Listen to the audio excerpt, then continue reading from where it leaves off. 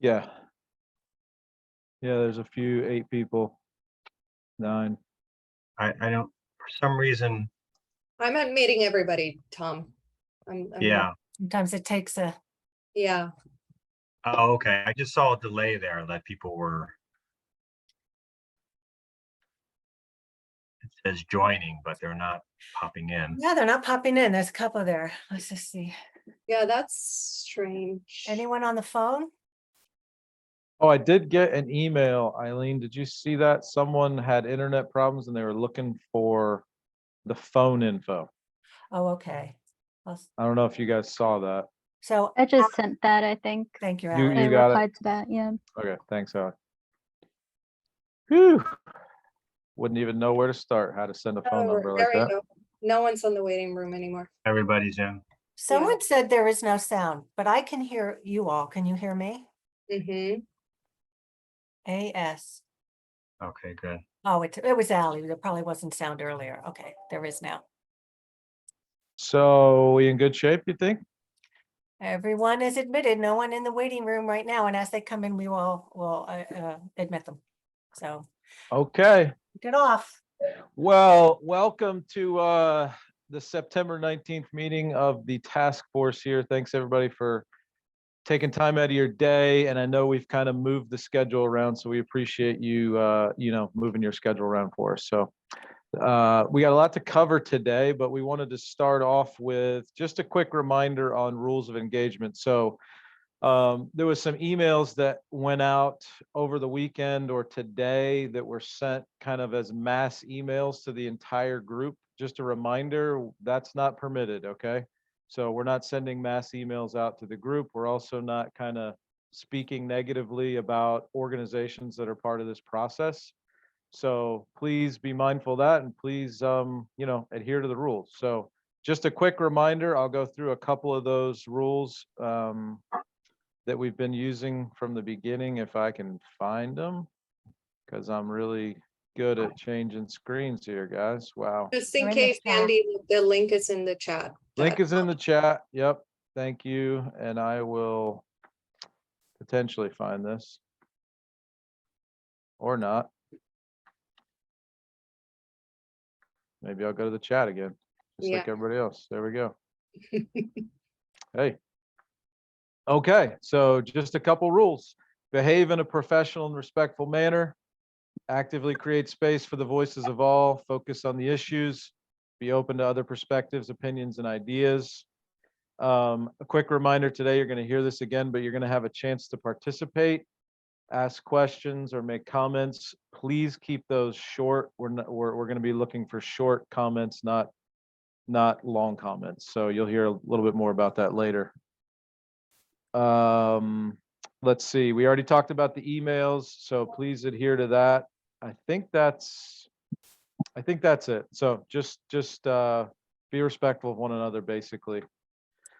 And I've got a storm here, so you guys may lose me, actually. So we'll see what happens. Yeah, it started raining here as well. Yeah.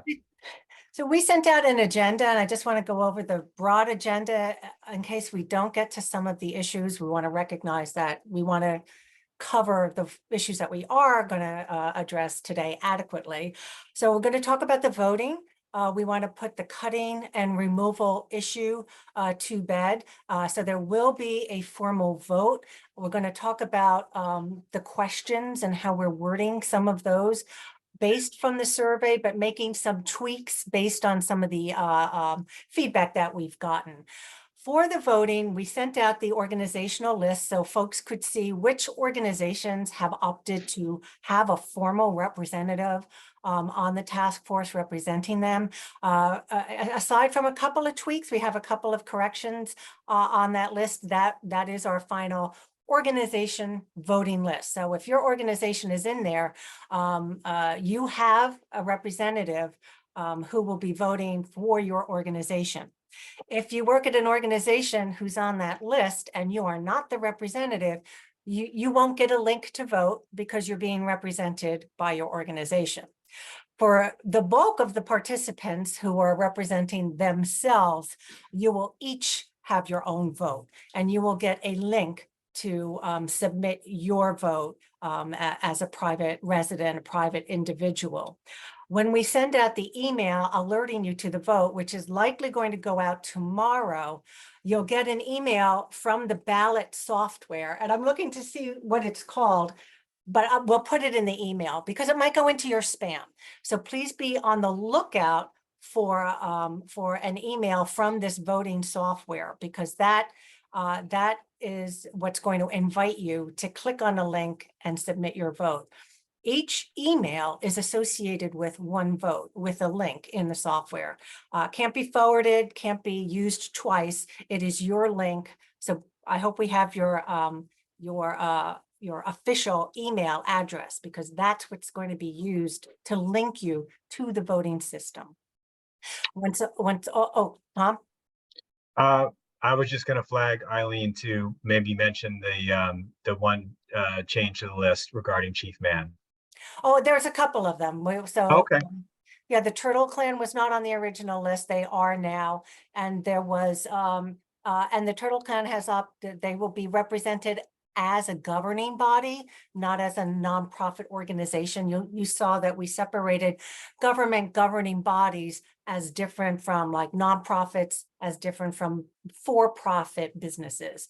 But we'll send that updated list out too with that email so folks can see it. So where was I? It's to tally up the votes. We will have a category. Several folks have asked for this, and we already were going to do it.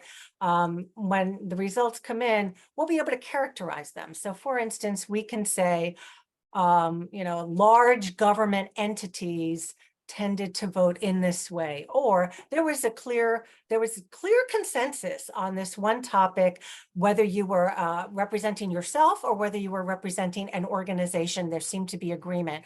We wondered, and I don't know if this is going to be true or not, but we thought maybe there'd be some meaning, or maybe there'd be some patterns to observe by characterizing or observing the votes. And I think that covers it. We will send via email what to look for, who that email is going to be coming from, again, so that you can be on alert to look for it, look in your spam, look in your trash.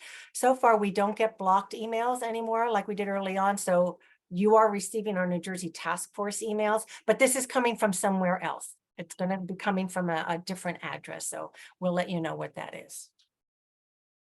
Okay. So Eileen, looks like we got one question on voting process, if we can entertain that. Just we could go maybe process, and then we'll go to the questions. Okay, so if there's questions on the process, Julia. Yes, very quick. As you know, Elliot is our voter, but he's on vacation. I don't know how long you're going to be putting this out there. How does that work? Because I'm voting if he's not able to. That is an excellent question. Yeah, we were going to keep the vote open until around Friday, so that there's enough time to tally it up in time for the meeting on the 27th. Is he out that whole time? He's out all week. Then you are the alternate, right, Julia? So Correct. so anyone else who might have that situation, let us know, because the email will go to the representative, and we were scurrying trying to get that one representative from each organization, and many of you have alternates exactly for this reason.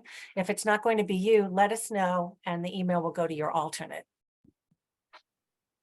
Peggy has a question.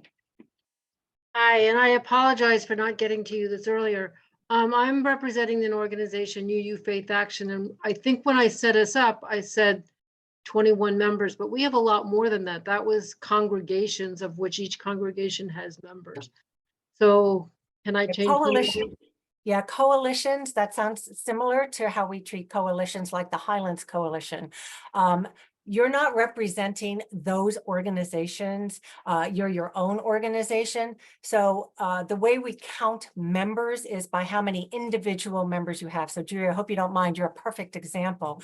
Highlands Coalition has several hundred organizations within their coalition, but they also have 1,000 individual members within them. That's what we count, the individual members, not other organizations. So it would be similar for UU Faith Action, where you don't count the congregations, but individual memberships. So I need to bump up our number quite a bit. I'll talk to you about that later, right? And now we have Doris. Yes, hi. I represent the League of Humane Voters of New Jersey, but I noticed that we're not on the list of organizations. Did you send the letter Doris, you're representing a group, aren't you? Yes, League of Humane Voters of New Jersey. I thought. It's not on the list. I'm trying to pull it up. I don't have that big organization table up. Because I thought I saw your name. I don't want to take up the whole group's time. I can email you Okay, privately. okay. Yeah, why don't we Let's do figure it that out via email. offline? Thank okay. you. Anyone else on a question on process? Okay. All right, so then we were, before we get to, you'll see, we also want to talk about what we're calling a conceptual framework. We hope we'll get to that today. We may not, but what that is statements or concepts that the four co-chairs have determined we may hear some consensus on, that we wanted to present to the group to see could there be consensus on some of these concepts, on some of these statements, areas of general agreement. But we also recognize that we can't go there until we put to bed this whole cutting and removal business, as several of you have pointed out. We also wanted to let you know, because we did get many more proposals in by the due date. We will be looking at proposals again, probably grouping them. Even the ones that have come in tend to be on certain subjects. We're not doing that right now, but once we see, in fact, some of that process might fall within the discussion of the conceptual framework, because many proposals are broad and expansive. But we didn't forget you, but they will be grouped. We're likely not doing individual proposals anymore. So that's how we're going to go through today. So the first thing we're going to pop up and talk about are the questions. Unless Tom, Andy, and Angeli, was there anything else before we move to the questions that are going to be used for the vote? Did I miss anything? I don't think so, other than just to say that for anyone that participated in the last two meetings, I think it was pretty clear that there wasn't consensus on any of these cutting removal issues, right? Which is, we said from the get-go, we're trying to find consensus. Where we can't find consensus, we may have to put issues to a vote, right? And that's sort of why I think, we spent two full meetings trying to find consensus. It was elusive on these issues, and so there's now really no way to resolve it other than putting it to a vote. Our hope is that maybe in the course of a vote, maybe there are some positions that emerge as sort of supermajority viewpoints. That would be great, and if so, we would note that. If not, then the best we can do is document the different perspectives that were out there and kind of how the sort of the breakdown of support was for the different options. So just a little more context for the why we're moving to a vote and what we're trying to accomplish with that vote.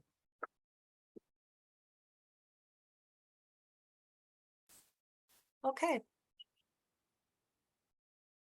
So should we move to, so we were going to show you what the survey questions were first, just to remind you what the survey was, but we've tweaked them. The four co-chairs have tweaked them a bit based on some of the feedback. And then we were going to talk further about it today. So Allie, can you share your screen with the questions that were on the survey? You'll recognize this if you participated in the survey. This is what you saw. These were the options, and of course, abstain. Abstain, if you wanted to go in and vote just on one question, you could abstain from the other one. But what we're going to talk about today, yep, you go right ahead. You're going to switch to the other one. All right, so this is the one we would like folks, we don't really have any changes for the cutting that seemed to be more clear cut, so to speak. People, there seemed to be not as much confusion on those questions, but there was some shades of nuance missing on the removal questions. So we added some language and added a bullet. So it takes a minute to take a look at that. And what we're asking from people is, is something still missing? Our goal is to see, where is there a place where there's either consensus or a supermajority? We know what we saw from the survey, but now we're just putting it to a vote to really say, this is what the participants, those who have participated, this is what they think. This is what they feel. And there could be a bullet where we have consensus, or we simply characterize. We're not in consensus. However, 80% of the participants thought ABC. That's significant. That's an important statistic for us to share. So Eileen, yeah, I Eileen, can't see the screen. Okay, yep. Eileen, can you zoom in a little bit? Oh, that's Um, Ally. we're- Ally, can you zoom in? Yeah. Oh, sorry, Ally. If we're gonna go straight into position, oh no, I guess we're going. Yeah. Are we starting with cutting of trees, or are we going straight into wood removal? You know what? Because the wood removal was the one where people had the most feedback, I would suggest we start there. Okay. I know people are reading it. Read it. We'll give you a few minutes. We're talking over your reading. I hope that's not disturbing. But yeah, I think we should start with the wood removal, unless you think we can go quickly through the cutting. It's just that the wood removal was the one Mhm. that had feedback.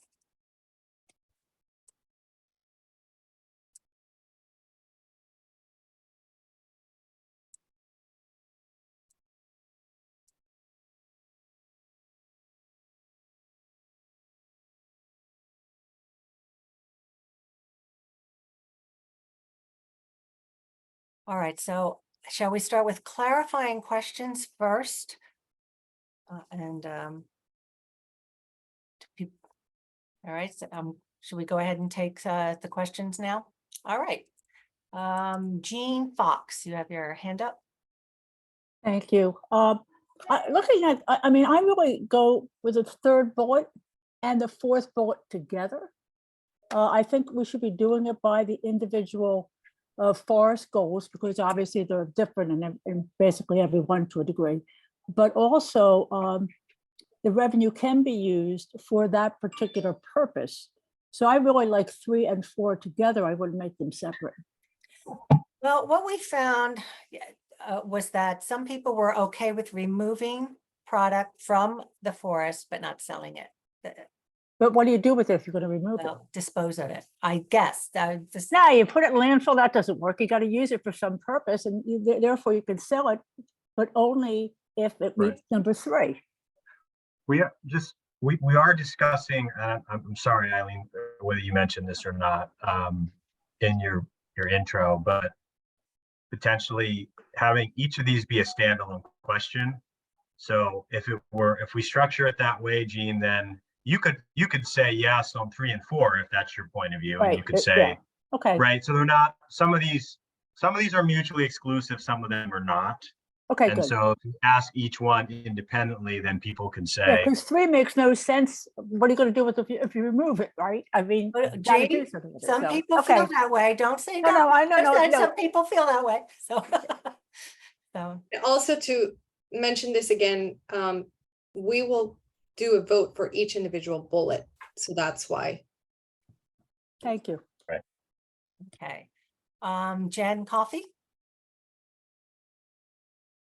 Okay, great. Can you hear me? Yep. Wonderful. So with the second bullet, I'm looking at the phrase permitted with limited exceptions. And to my mind, that reads such as to prevent the spread of certain diseases.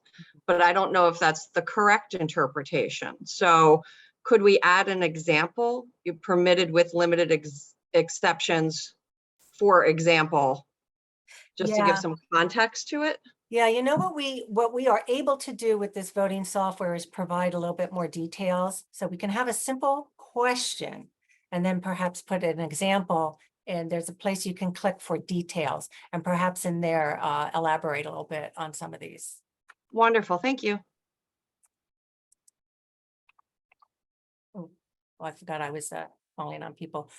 Colette Buchanan. Yeah, hi. This is more of it's on the same point that the last speaker said. Seems to me that there might be, I don't know if it's a grammatical problem, but the removal of wood products should only be permitted with limited exceptions. Should that be as limited exceptions? It doesn't make sense to me as it's written. Yeah, that could, yeah. It could be worded better, I think. In limited circumstances, In limited Yeah. suggestions or as something limited. like that, maybe. Yep. I think that makes more sense. Maybe the word exceptions is, yeah, so maybe it's in limited circumstances. Is that what you said, Andy? Yeah, something like that. Limited circumstances, situations, something. Okay, sounds good. That's the editor in me. Okay, all righty. Margaret Wood?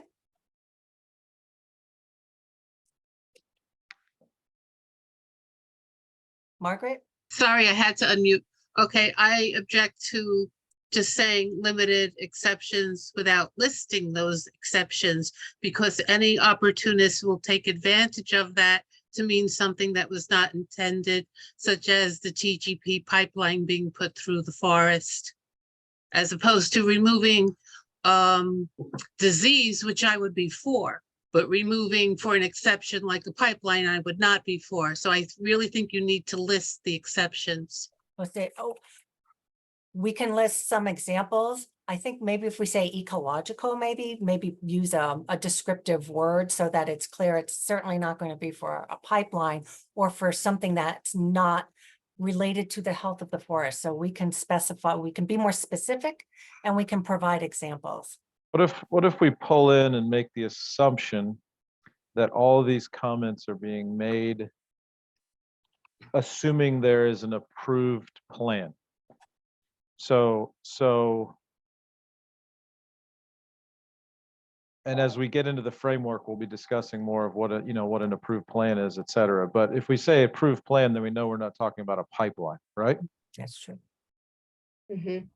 I'm just trying to head off some of those things. Yeah, if you have That's to plan That's it. not going to be in an approved plan, a pipeline. It's true. Okay, made a note of that, Andy. All right, Robert Tangent. Thank you. I haven't spoken up before, so I appreciate you taking my call. I'm a non-scientist person. I'm just a regular old guy who likes to go walking in the woods. But I've been following all this discussion, and what I see is that there is a lot of concern about ulterior motives and people finding the loopholes and whatnot. So I too agree that you should maybe list the exceptions, and not as examples, but as a finite list. But furthermore, I would like to see something that was explicitly saying for no commercial interests, no profit motive, just because the only way I feel like I'm okay with, preventing disease, but I'm worried now that I'm naive and that there's profit motive people out there that are going to abuse whatever we approve if we don't go the absolute, never. So I guess there has to be something really incredibly strong in the wording, I think, that would make it clear that there cannot be any profit or commercial interest that winds its way into this.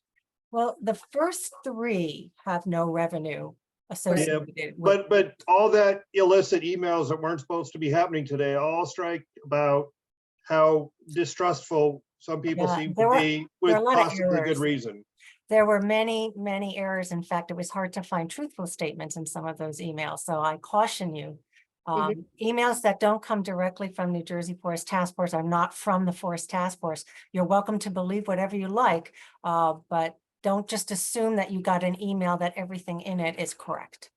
But, you know, we could, so what I'm hearing is that any revenue generated, you're saying no profit, but I do think we cover that in the first bullet. So Andy, Tom, what are your thoughts? I Yeah, think that, go ahead. Julie. No, I just want to say that I think that's what we mean by all of these initial, like, first couple of bullet points. That's why the last one, we specifically say, including the generation of revenue for any reason. And the second to last, as long as the revenue is solely to implement the plan. So I think the last two bullet points are really the only ones including any potential for revenue. Right. And I would add that if you believe that's not appropriate for either to implement the plan or to generate revenue for any purpose, and you vote no on those questions, and that's where that view would be captured. That's the intent behind those questions, is to see whether people approve of having any revenue, any commercial component to these, either tied to implementing the plan or just generally. Yeah, and making it yes, no like that allows us to, you don't have to select any one bullet like you did for the survey. Here it's I agree with this statement, and in your case, Robert, you would say no to those last two. You'd say nope, no revenue, no profit motive whatsoever. So I think that's covering what you're saying. Wait, way to go. I don't see you, but I think that's covering it. If it's okay, we'll move on to the next. Melanie McDermott. Hi, thanks. So I'm reflecting on the relationship between these bullets and the wood removal question and the cutting question, sort of for succinctness, but also so that we all know how our votes are being used. It strikes me that the question we're focused on right now kind of covers the half the bullets under cutting trees, because if there's going to be revenue generated from cutting trees, it stands to reason that there's going to be extraction. So that's not a comment. I like the way you're doing this. I like the way that you're zooming in with the yes, no questions. It does mean that the grouping of those questions is going to still be something we're going to have to tackle in terms of summarizing them, but I still think it's the right direction to move.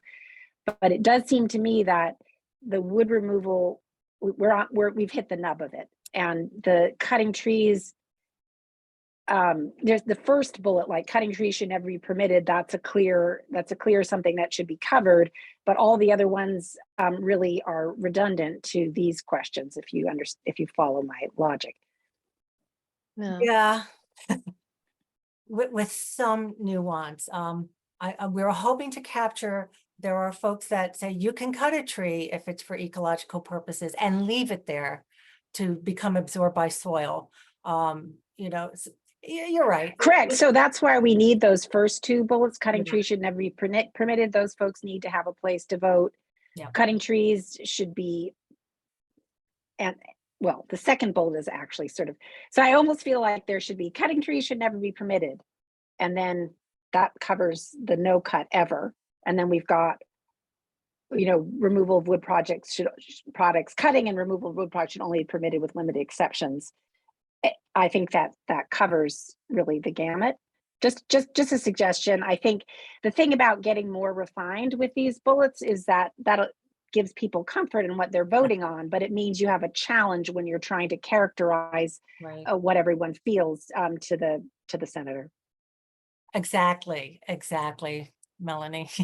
It's hard. And so we wanted to get this as right as possible before initiating the vote. So we want to take that time. Okay, thanks. Thank you. Brian Kirkpatrick.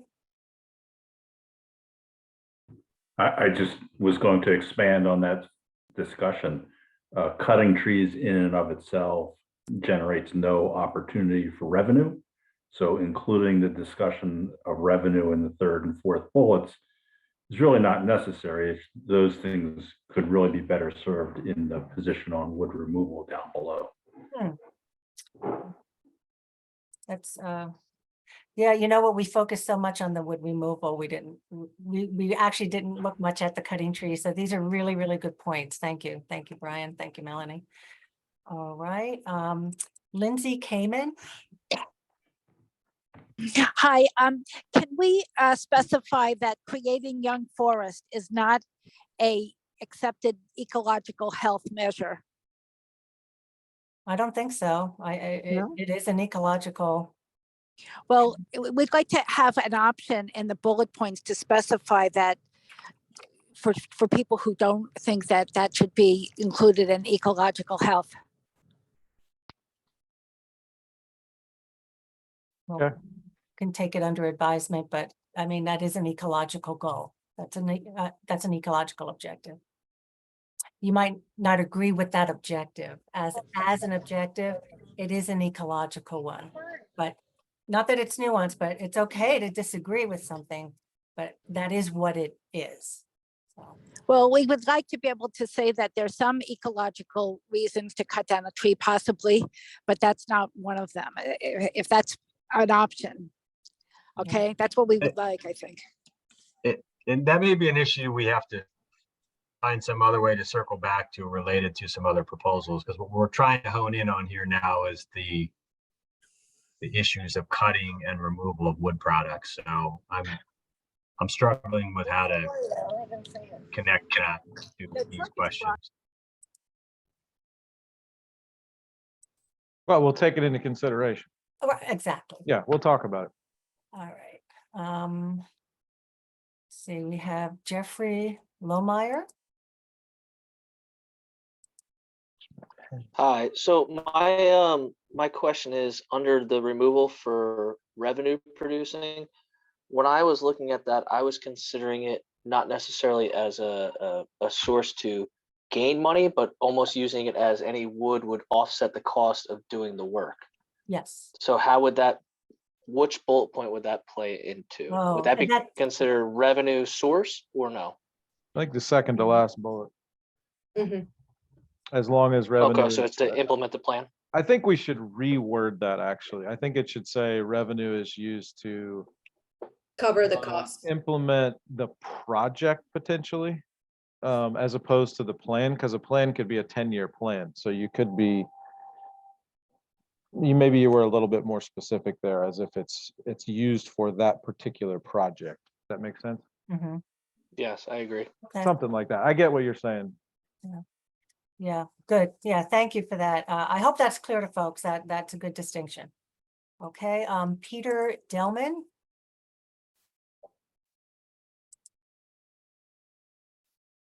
Hi, sorry.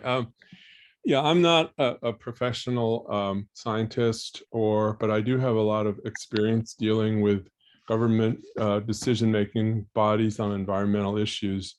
And I'm wondering who is the governing body or the decision-making on what's permitted or what exceptions can be made. And maybe I'm not keeping up with current events on that. Maybe this is implied and everybody knows, but I don't know. So could you tell me that?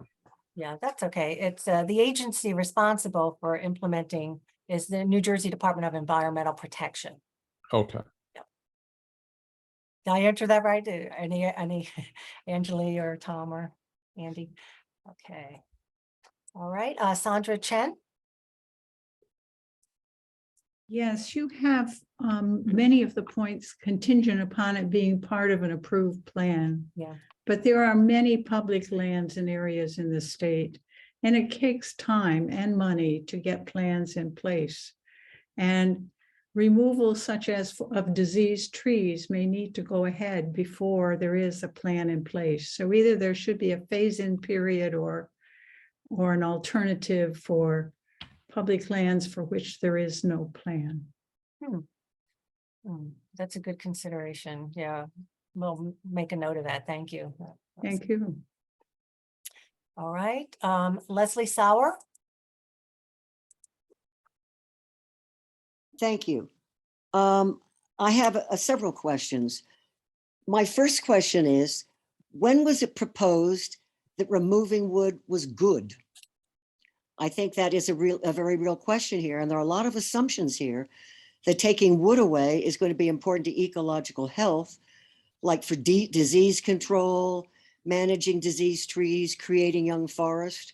And as you know, in my opinion, none of that requires logging, cutting larger trees.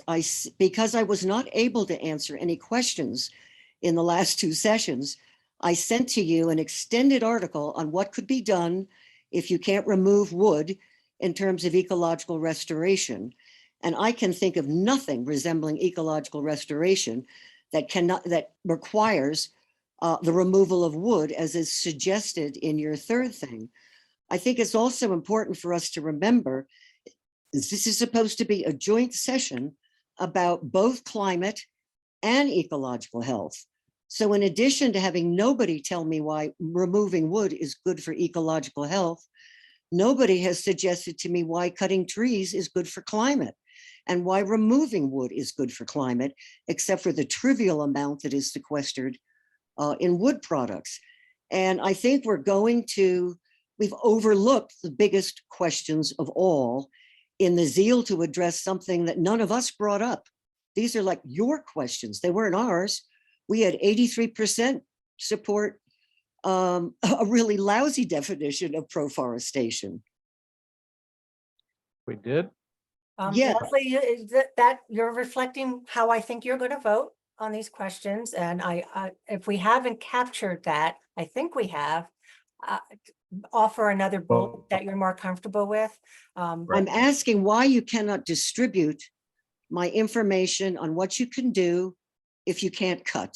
Well, I had sent a proposal many 2 people weeks sent us. ago. Yeah, many people have. Many people have. And that's not our job to disseminate everybody's information. You We have a wanna task hear what- force. We we want to put hear this what in. people, and I'm sorry, Leslie, but can you ask the question specifically on these bullets? How are people Not supposed how to- you were going to vote, but How are people supposed to respond if they have not been exposed to why removal of wood products is not good for the ecological health? Leslie, I'm sorry, you're not sticking. Eileen, can I jump in here a little bit too? Leslie, I thought you had submitted various proposals and you had presented those proposals and we had pretty extensive Q&A around those proposals. So you asked me to come back in and represent a proposal on ecological restoration and how it dovetailed with proforestation. It was when we had 2 sessions, I gave my proposal. Right. And then we were supposed to have follow-up for the next 2 days. But of course, I'm one of the people that you wouldn't call on, so I couldn't reply. And people are making statements that I think should have been addressed, like assuming that hazardous trees should be removed, that a diseased tree should be removed. I don't want to say. Leslie, it sounds like you don't feel they should be removed, and that is your absolute right. And I think that's covered in one of these. If it is not covered, please suggest a way that we can cover your issue. We're not debating that. We just want to make sure that everyone You are feels that there's stating something they assumptions can. No, that nobody Leslie, your has one no- voice, there's 100 people on. Oh, thank you so much. Many are experts like yourself, and we respect that expertise. Okay. I think the best thing we can do at this point is we are trying to craft a set of questions here that capture the different perspectives out there, including those issues that you're raising now, Leslie. And we are inviting in this conversation feedback on how to craft those questions in a way that get at the different viewpoints that have been shared. Could So you rephrase number 3, just ask the question, if we don't remove wood, can we still meet our ecological restoration goals? I believe we can. You have assumptions that we haven't talked about or agreed to. Well, I think bullet 3, to be fair, does represent a viewpoint that some on this task force have. So I don't think we would change that. But frankly, bullet 2 is intended to bullet 2 is intended to get at some of the issues that you're raising, right? So including the notion of leaving trees in the forest to improve soil health and carbon storage, which I know is something that you have emphasized. So I would encourage you to focus on bullet 2. If bullet 2 is not capturing what you're saying, I think that would be a better place for you to focus. But bullet 3, I think, is a viewpoint that, we've heard from others. And so you may not agree with it, but I think it does capture a perspective that's out there. So how would you reframe bullet 2? I would like people to have information before they vote on it. The limited exception is what information. everybody is worried about, myself included. And limiting dead and down trees is not quite sufficient. Well, we're, Right, so- any suggestion to improve that, we are open. I will send it in. However, okay. We have, where's it gone? Christine Hepburn.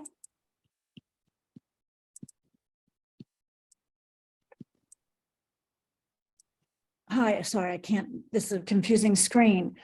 I just still have trouble with what Lindsay Kamen said. It contained in this bullet 3 with the plan is ecological health, the argument for creating young forests. That's a key issue. I mean, that's at the crux of whether you're in favor of cutting trees or not. And why don't we vote on that? You can't say, I mean, there's such disagreement on what ecological health is, let's say, that sub goal in ecological health of young forest or not. And so it's hard for me to evaluate some of these given that disagreement. So that's two of you, heard from two of you where it's very specific one thing about the young forest that but you are okay with those general statements with that exclusion. Oh, good Am I God, representing no. it correctly? I'm talking to Christine, Leslie, I'm sorry. Sorry. Christine, is that? Well, I don't think it's covered at all. I mean, we don't know what overall ecological health means in this question, Well- or an approved plan, because right now an approved plan, some of them have been, horrendous. And so that doesn't give us much information at this point, an approved plan. It doesn't help. Yeah, I and- think you have to spell out what ecological health you're going for. Yeah, it would be in the plan, obviously. And again, to say this is an ecological endpoint. Again, you might disagree with that. Maybe we need to figure out how to parse that out because we've heard that from a couple of you. But in the general definition of ecological health, that would be included. So I just want to make sure that that's, Yeah. Tom. And I would just add, again, so some of you may have discomfort with that. And as such, you may vote against number 3 because you don't, right? You're not sure how that issue of ecological health is going to get defined, right? So just because the question is asked doesn't mean that you have to vote for it. You don't have to agree with it. Yeah. You don't have to agree with it. Part of the reason this but I- task force exists is because a lot of people disagreed with DEP's approval of plans, whether they were forest stewardship plans, whatever. That's part of the reason this task force exists. So to say that if DEP approves a plan, which you said would be the entity, is why we're here. We didn't accept that. Understood. And so people that feel that way can vote no on that question if that gives them heartburn. But let's go, Can I? in order. We're Can I not going to have a free for all here. We're going to have people, called upon. We just have way too many Can I people just- to have this free for all. Can I just Yeah. say the problem though? There is no yes I can give on the cutting trees section. Okay, then Okay. that's your right. That's your right. Absolutely. That's how you would. Well, because, but there are yeses. I could say cutting trees, but not just this general overall ecological health So you'd like to, okay. because of the Young Forest Initiative. So propose another bullet. Is it simply line 2 minus young forest? What about other silvicultural prescriptions like shelter wood, thinning? I mean, there's a lot of different options. So if we're going to make an exhaustive list and eliminate things, I think it's just it's the gonna get one, long. right? I think it's just the one. Is it just, Christine, I'm looking at you again because you raised it, but so did Okay. Lindsay. Is it just that one, the young successional forest? that- No. I mean, the thinning doesn't make sense either. I've been asked to thin trees that there's no reason to thin in my forest. Oh, all right. Well, if you think So of, maybe you could put them in 2 groups. I mean, there's thinning, shelterwood, young forest versus I'm not sure, maybe But Leslie or someone could then suggest I- what might be the reason to cut. I mean, I can see reasons to kill, to, strangle the tree, whatever it's called.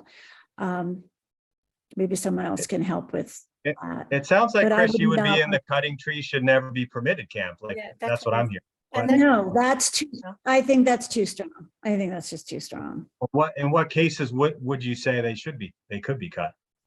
I can imagine cases where you're trying to manage for some diversity and you're cutting certain trees to promote diversity, tree diversity. I'm not a forester or an ecologist. I just manage my forest, but that is a question for someone else. But I do know I'm against, so far, the thinning I've been asked to do, or the canopy opening. Okay, thank you. That's okay. Matt Olson. Yeah, so I'm actually just going to repeat in a lot of ways what Andy just mentioned. I think a lot of confusion is just I guess the term cutting, and I mean that's such a broad term. It could include single tree selection, thinning, all the way to clear cutting. So maybe perhaps there's some of the confusion that we're talking about. It seems like folks are kind of focusing more on the extreme where whole stands of trees are being removed to regenerate young forest. But I wouldn't want to see kind of like the loss of cutting altogether, because we could be practicing thinning in a way that helps to reduce risk of wildfire and helps to improve forest health and stuff like that. So that's just my 2 cents. Okay, thank you. Rita Alzamoro.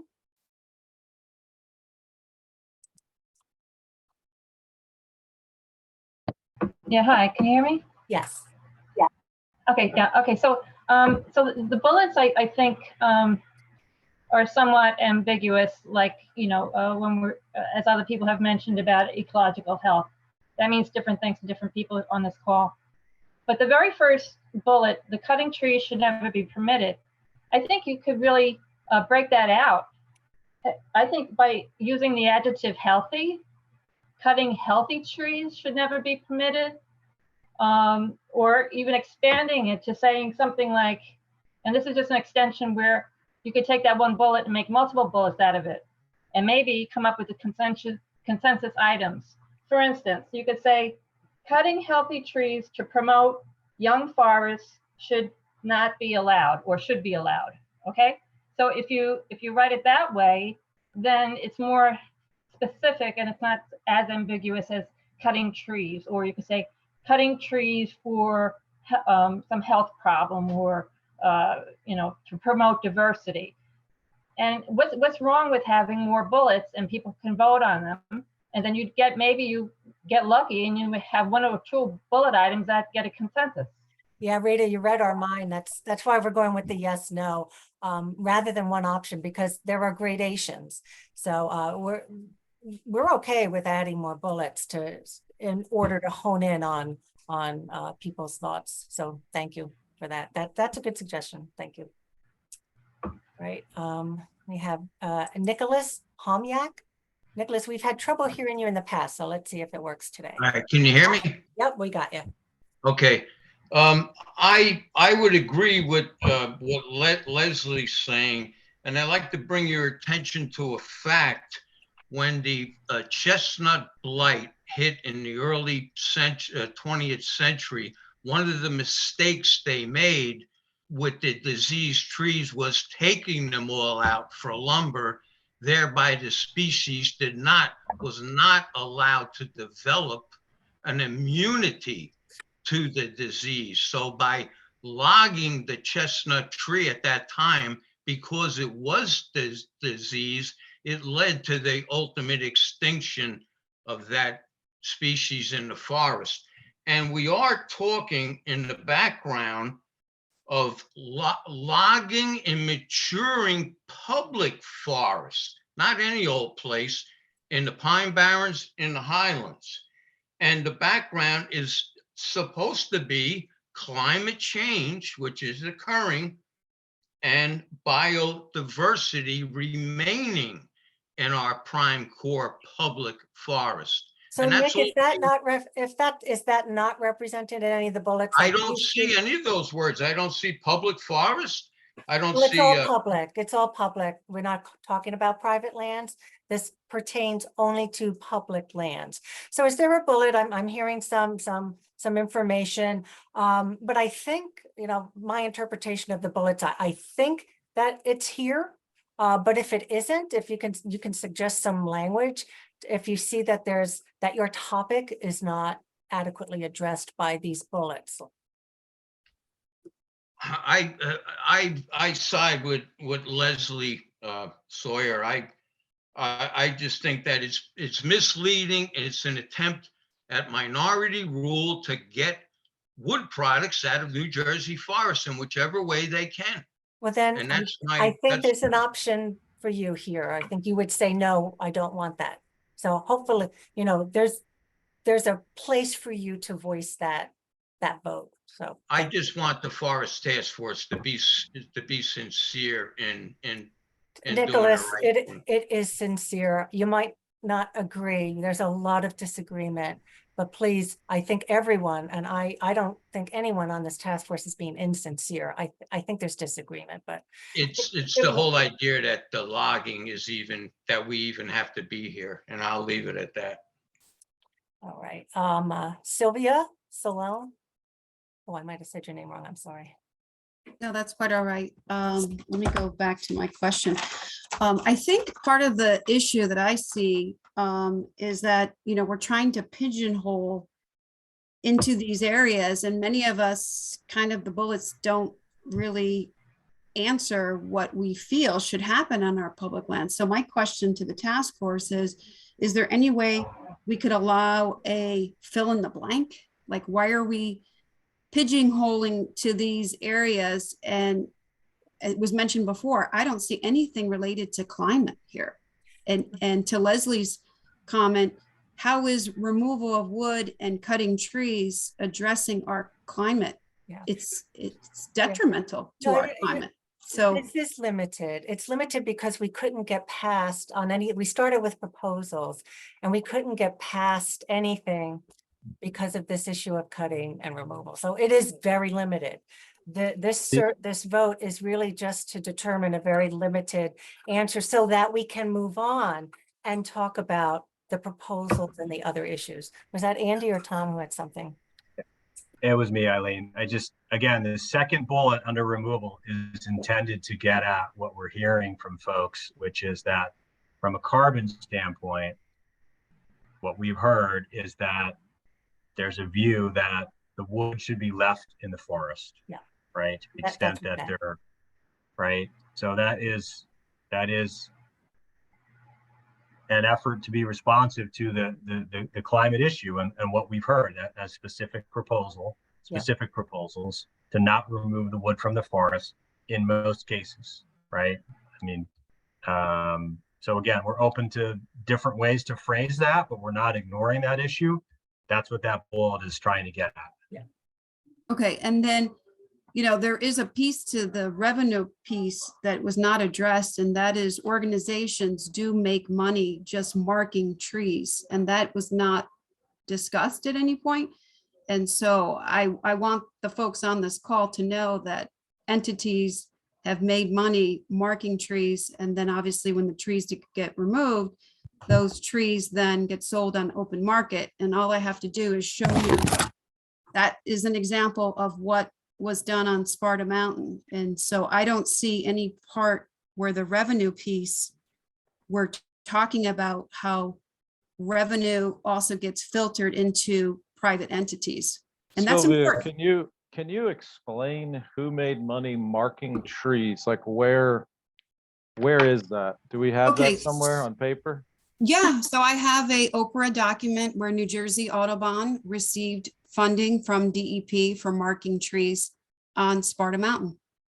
I'm And gonna I have can to, provide- yeah, I think we have someone, I can't let a statement like that just sit. I have the Oprah. I can send it. Oh, I can send it to you. I know, but sometimes words are misrepresented. I don't know if there's anyone here. Let's keep that here I'm gonna make a note of that. Okay, and I so can that we send you the address Oprah, it. and it's Yeah. Don Yeah. Donnelly is And- on Well, that. well, New Jersey DEP contracted with New Jersey Audubon to do the work at Sparta Mountain. That is no secret. Yeah. I'm not sure what your document is. I just don't know, but we'll find out. So that's fine. Yeah. I would like today's discussion to really focus, and you raise an interesting point. I don't know how we're going to do it in the bullets, but maybe there's another bullet to parse out here. So, Yes, I think Yeah, so. but- Thank you. I mean, I would say, Eileen, I think, again, there's several bullets in here that are about generating any revenue for various purposes. right. And if you say there should be no revenue generated for cutting or removal, Or I think, marking, maybe, I don't know. I mean, I don't know. I think It implies. if there's no marking. cutting or removal, there's no marking, I mean, so I think it's captured under if you vote no for any commercial activity, you're voting no for any commercial activity, regardless of who might be engaged in that. Okay, Julia Summers.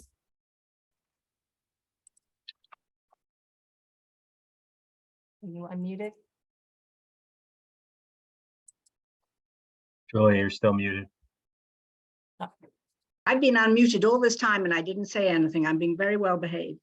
The number 2, the removal of wood products under position on wood removal.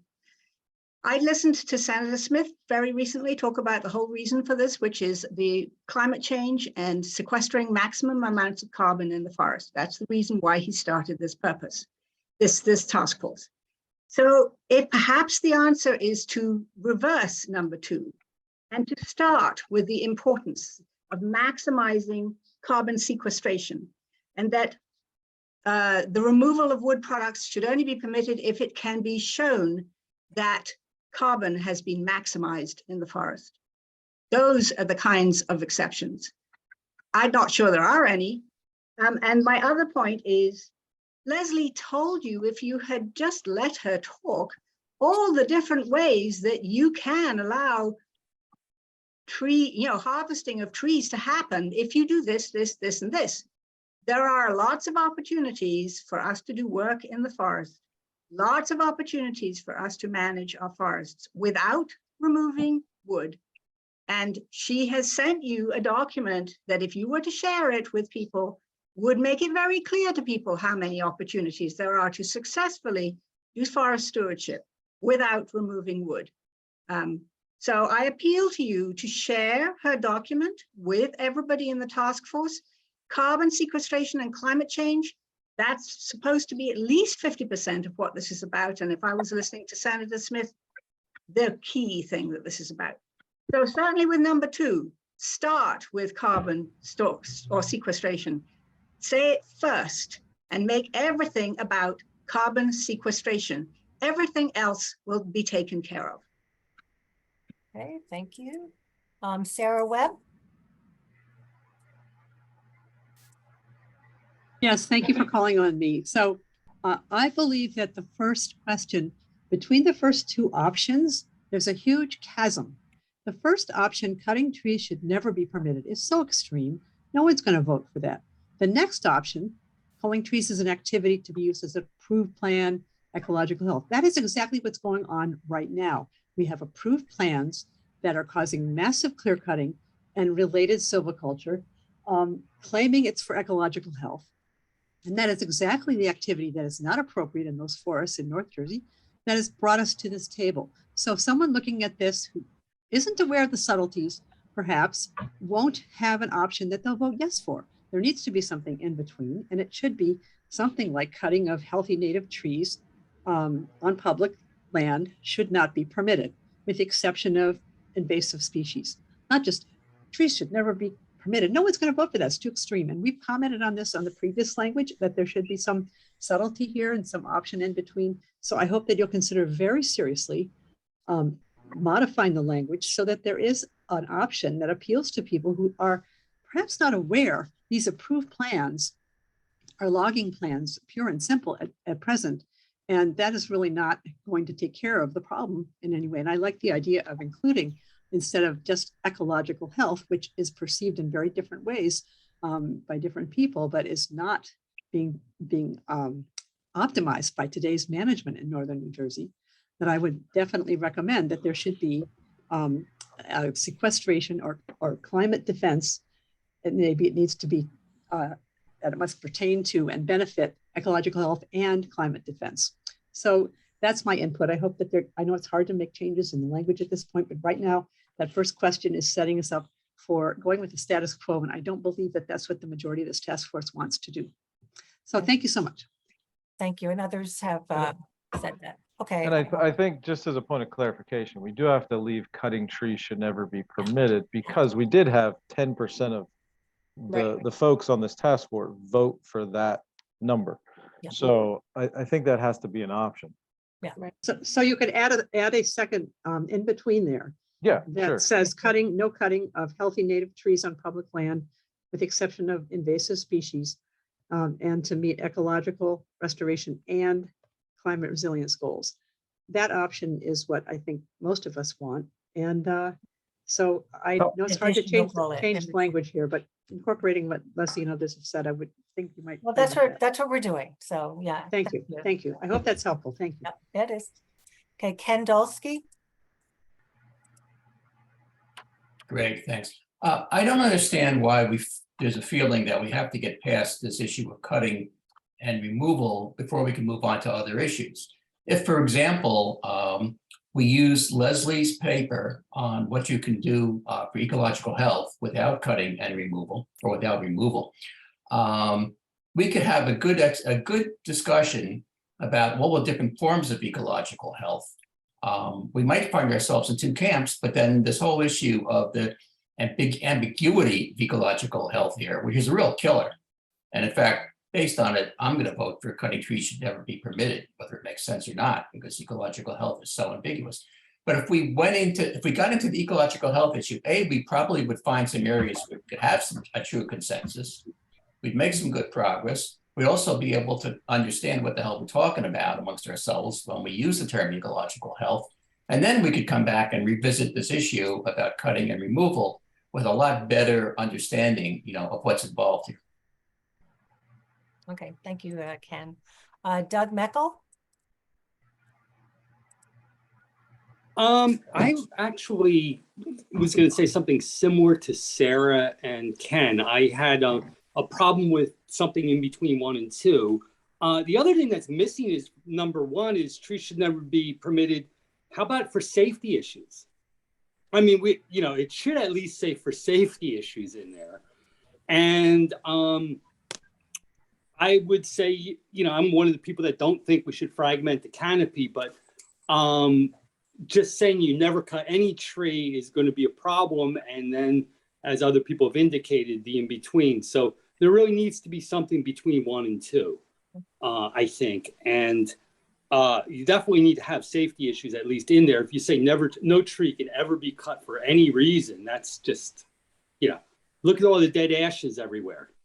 So I'm just pointing that out. And ecological health, I think you're going to have people that fall into the camp that don't fragment the thing, because when you're talking about removing wood product, I think that's what you have on that. The choices are very good. I think they have the gamut of opinions in there. So that's nice. But I think the cutting is where there's the bigger issue, because even though you say don't remove wood products, if somebody drops a bunch of trees to create sort of more warbler habitat, that wouldn't be something I would agree with. But, I don't want to never cut a tree either, because it may need to be done for safety. Maybe they need a new trailhead or trail. So there needs to be something in between that. So that's my comment. Thank you for taking it. Okay, thanks, Doug. We have Emil DeVito.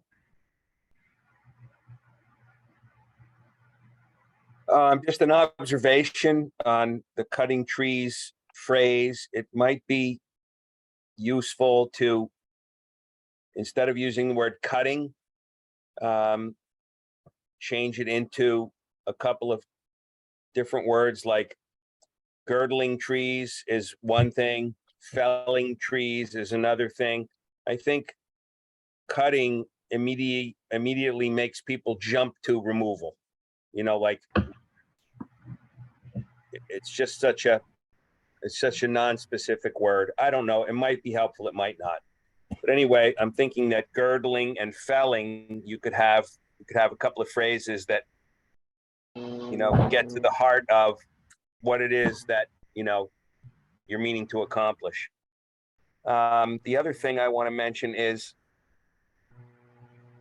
I think, you know, we haven't really focused on science. We've focused on proposals and people give their opinions, but no one's really delved into, you know, what's the latest science.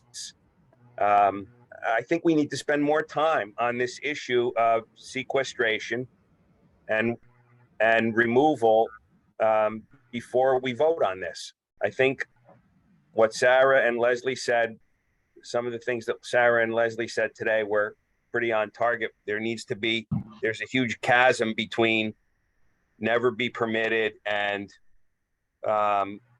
you know, removal based on health or, you know, a plan or whatever. I think we really need to delve into some of these scientific papers. For example, Emil, let's stick to the voting. There are scientists on the task force, and there are. no, but we've never had enough time. We've never had enough time. It's a stakeholder discuss a process. single paper. Yeah, it's a stakeholder process. It's not. I understand, but there was a huge issue. There was a huge issue. The experts. There was a huge issue. No. There's not. If the experts were in a room and actually spent time discussing this, I don't think there would be that much difference on the state of the science. We've never done that. We just haven't done it. We gloss over things. We give opinions. We say what we think, but we never actually said, well, what does the paper say? We attach papers to proposals, but nobody's ever talked about any of those papers. Yeah. I mean, it's just not there. It's just not there. You're saying, I hear you. You wanted some more gradations in the cutting. Well, I think also, I think it's an injustice to have people have searched out references about sequestration and decomposition rates and all these other things, and then we never talk about them. I don't think it's right. Yeah, thank you. Frank Vogel.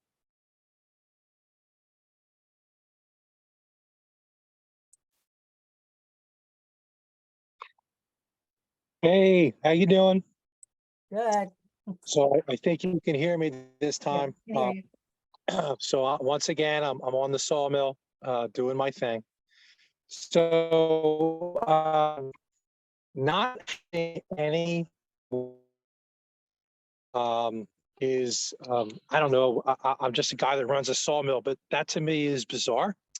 And by the way, I've all told you all, I don't make money from going in the forest and cutting down trees. I make money from a person in their private residence who cuts a tree down. They bring it to me and some other little things like that. So this isn't about me making money or a person like me making money. But if you remove the money generating component, well, then you've just removed tree removal component. Also, right by my house, down by here by Wading River, there's the Bass River Fire Tower. Okay. And I think it was about 10 years it took to cut the I hope I'm saying this right, the Lollybalo pines around the fire tower.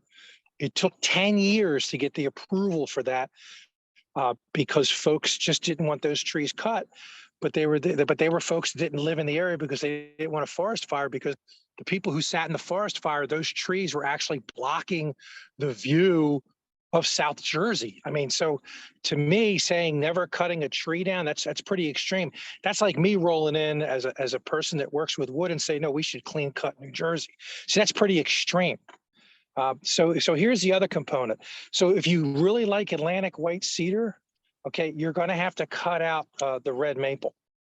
By the way, I'm a guy that loves to sap and tap maple trees, so it's kind of strange that I would say that out loud, but I really like white cedar, and I think white cedar is New Jersey's treasure. So we really need to consider when we say no cutting at all. That's pretty extreme. So whoever wants to be moderate, like I'm all about moderation. I'm all about finding middle ground. I think that's what we're trying to do. Saying no cutting at all, for no revenue generating at all. Well, if you say no, nobody's going to go in there and do it because they like to. Somebody's going to go in there and cut for a value, and again, that could go right back into the coffers of the state of New Jersey to allow us to reinvest in our forests. And Because I think- bet you there isn't a person on this call that lives in a brick house that has no wood in their house. Frank, we're gonna have to Okay. cut you off there because we can't get into sort of speeches here with. There's a bullet- there's a bullet We for need that one. comments, we need comments on the survey questions. Yeah, Got it. thanks, Okay, Frank. There's a thanks. bullet for that one. So thank Okay. you. Okay, Michael Van Cleef.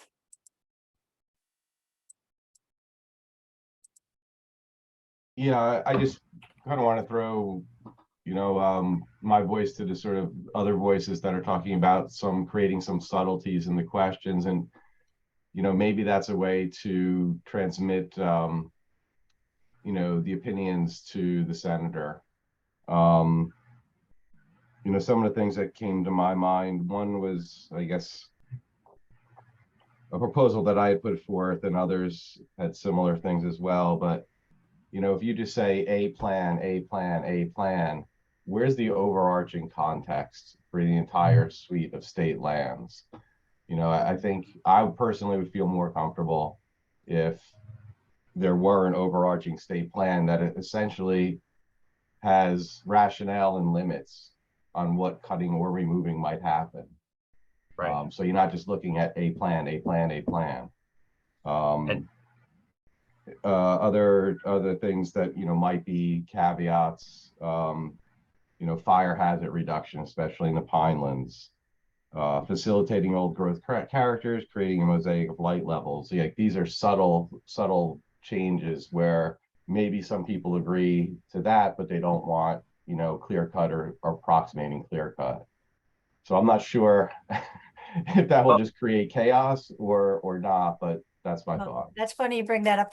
That's where we're getting at in the framework, the concept framework or broader issues like that. Tom, you gonna? Yeah, I was just gonna say the same thing, Eileen. That's exactly those are the kinds of things that we're talking about, Mike. And I hope we can have a little bit of time towards the end just to talk a little bit about, the conversations we've been having about that, because it is difficult. And I agree, it's difficult to consider these issues out of context without thinking about, other big pieces that we maybe could and should put in place that might give people more comfort about how some of these issues would get resolved, right? If there were a thorough, planning science-based process, for example. So we're going to come back to that. And I think it would be helpful for people to hear a little bit how we're thinking about that maybe before, move to a vote on this.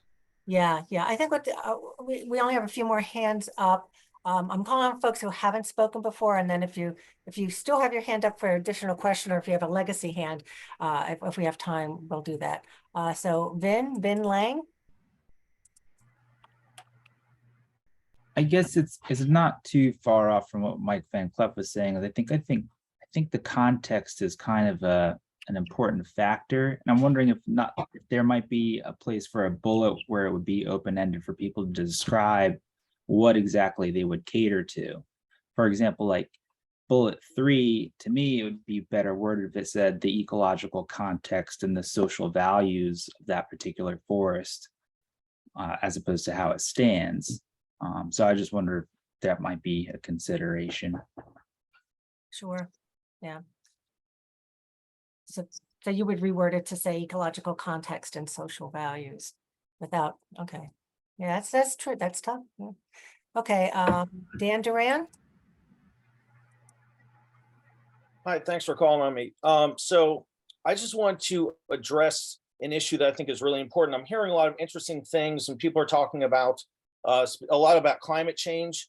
I'm a PhD ecologist. I'm a professor, and I work on biodiversity research. And I just like to bring up that if we're going to parse these questions and add some stuff in there about climate change, which I totally understand, we cannot neglect the biodiversity crisis, which is equally important for a number of measures. And if we're going to talk about science, we need to talk about all the science, including the science that relates to the biodiversity issues here. So that's all I want to say. Is just that, again, I see there are people wanting to deal with those specific intricacies, which I understand. I just don't want to neglect that there are two major crises, existential crises that we are facing right now. And that's certainly one important one that we can address with all of these issues that we're talking about. Yeah, and that was part of our charge. Thank you for bringing that up. Yeah. Thank you. Okay, let's see. I see, okay, so I see repeat hands. I'll go in the back order that if you went earlier on. So Doris, do you still, have your hand up? Is that a new question? Doris Lynn? Yes. Yes, hi. 3 quick points. In the second bullet, pertains to overall health is too vague. It can pertain positively or negatively. And also phrases like approved plan and limited exceptions are too vague. Someone said, that we're not going to have people looking for loopholes, but we will. There are corporations that pay lawyers a lot of money to look for those loopholes. And my last point is that I think muting Sylvia was unethical and a conflict of interest when she talked about Audubon. Thank you. She was not muted. She was finished. And, and we are pursuing that. I'm sorry if you think that she was muted, she was not. But we are moving on, to other people who also have questions. Julia?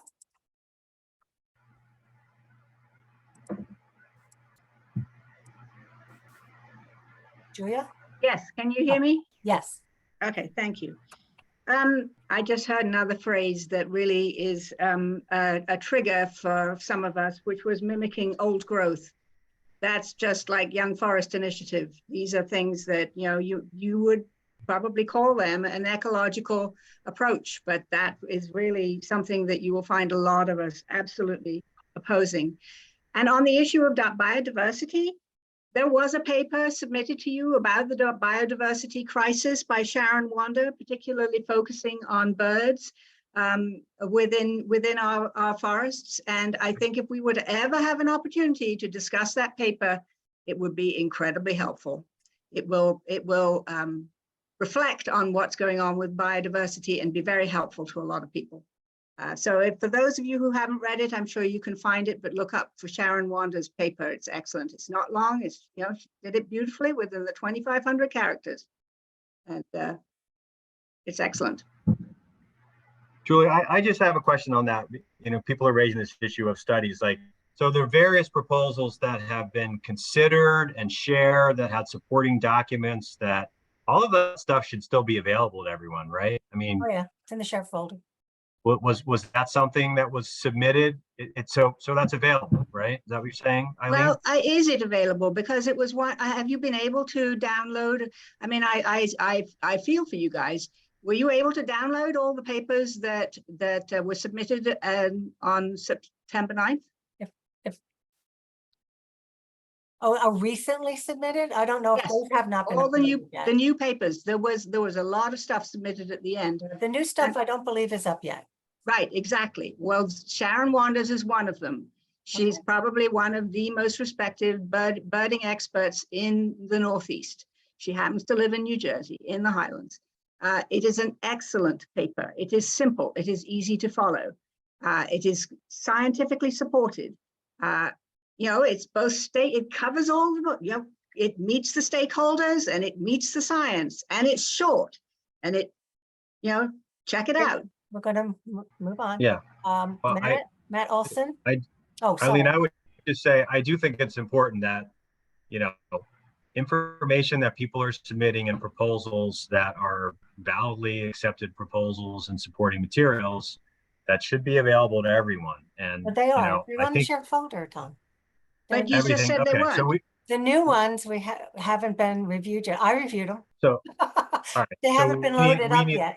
Yes. We need to make it a priority to get the second batch of proposals and supporting materials reviewed and uploaded so that everyone is able to see those as well, right? That's all I'm saying. I want to emphasize the scientists disagree. This is not an expert science task force. per se, which doesn't mean you don't read anything, but it is a stakeholder process. So just keep that in mind. I keep hearing science thrown out there, and we should be looking at that. This is not an expert panel. It is a stakeholder process. We recognize that, Eileen, but you have a lot of experts Yes, involved in there this are. process. There And are. Emil And they called, disagree, and they disagree. I'm sorry, Dee, well, they do but you haven't disagree. given them an opportunity to sit down and have that conversation.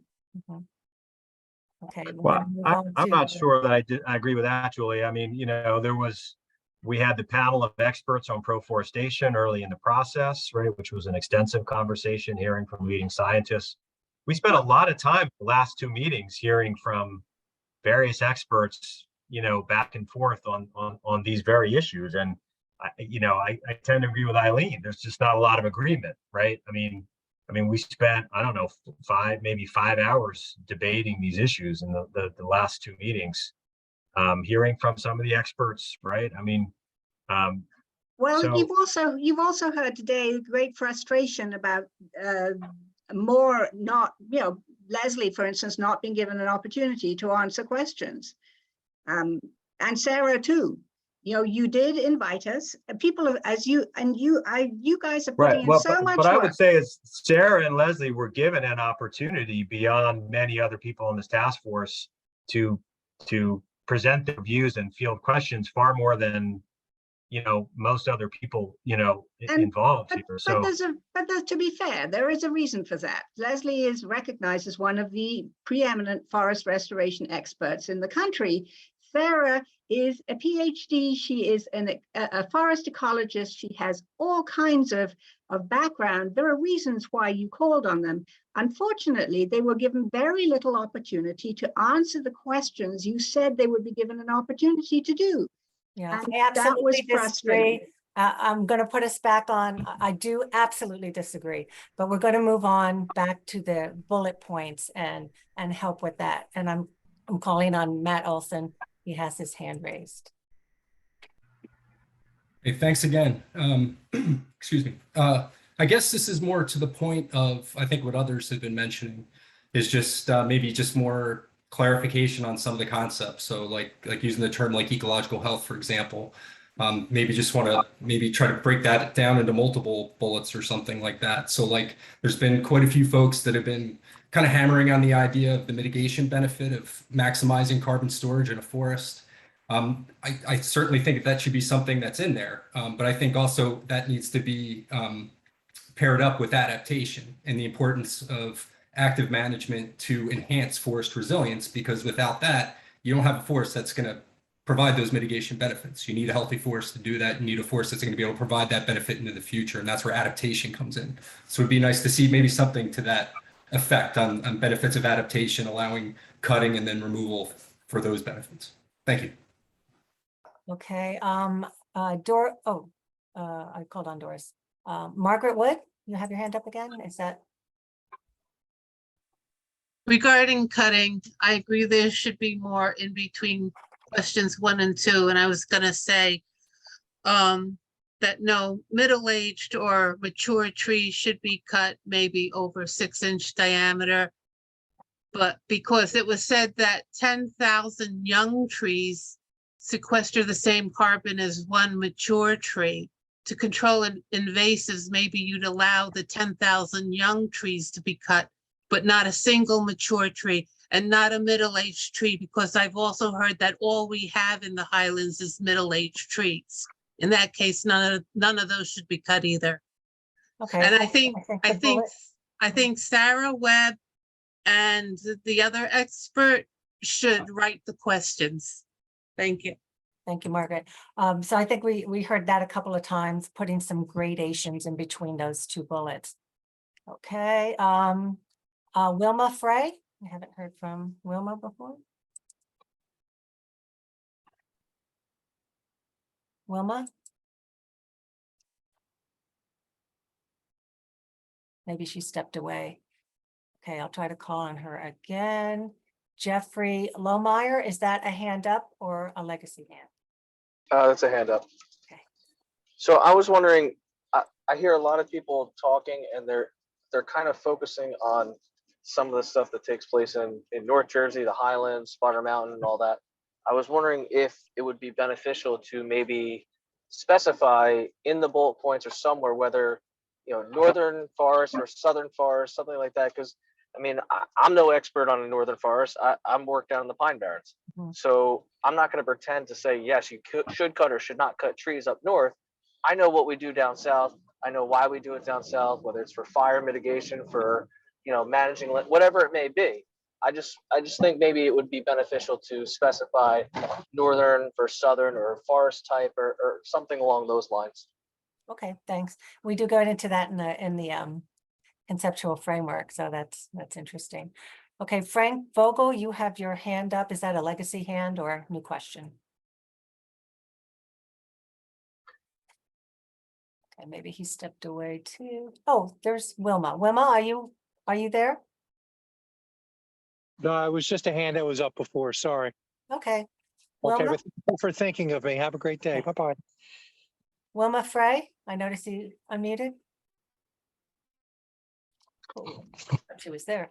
We Well, can't hear you. yeah, well, Wilma, as maybe not the most adept at current technology, so she may be having difficulties. Right. But Eileen, it reminds me we should also check because we may have people on the phone. And Wilma, you can always call in, and it might just be easier to. If you're on the phone, what do you have to do? Star. Oh, I'm asking both phone people to unmute. So if you're on the phone and you had a comment on the bullets for voting, you should be able to unmute.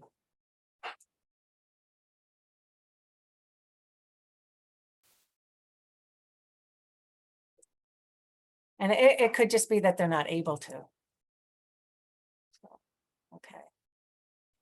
All right, and I do see Leslie's hand up, so I'm going to call on Leslie. Okay, is this working now? Oh, Wilma, you go first. Okay, that's what? Wilma. Yes. Go first, Wilma. Oh, okay. I just wanted to say that I just think it's very important for the people who are making the decisions to have been able to read the document that was prepared by Leslie, which describes what things one can do on behalf of ecology without logging, and how you can cut trees, preferably young trees, to help ecology, which is not, it's not cutting the old trees that have more of the carbon sequestered. But the paper, I looked on the website, your website this morning, and that paper does not seem to be accessible in the documents list at all yet. Many of her other papers are in the documents list, but this paper, which I believe was submitted on the 8th or the 9th, is not there. It is not available for the public. And that is why I sent it around as a potential, email distribution, this weekend. So I just feel like people should not be voting on these things if they don't have the background to really understand the issues. And even though this is not a scientific forum, I think people who are participating in it nevertheless would like to be as informed as they can be so that they can make decisions which are as intelligent as they would like to be. So I think people should be able to have access and read and understand this important paper before any decisions are made. Thank you. Okay, Leslie? Yeah, Eileen, the only concern I have is that you're saying scientists disagree. Reminds me a little bit of the whole global warming discussion for the last 40 years. I think there are things that scientists have agreed upon recently that we need to acknowledge because they're an important part of this discussion. For example, the importance of large and older trees to sequestration relative to smaller trees, the rather staggering carbon loss due to logging, the loss from the soils, even things like the claims about wood removal being so great because of wood products can't hold a candle to the very slow release of greenhouse gases from decomposing wood. I admit my document was prepared hastily after that last meeting and I haven't filled it with references, but I can, and I will start doing that. Because I mean, do you agree that the largest trees are the best sequesterers, that New Jersey's entering its prime right now?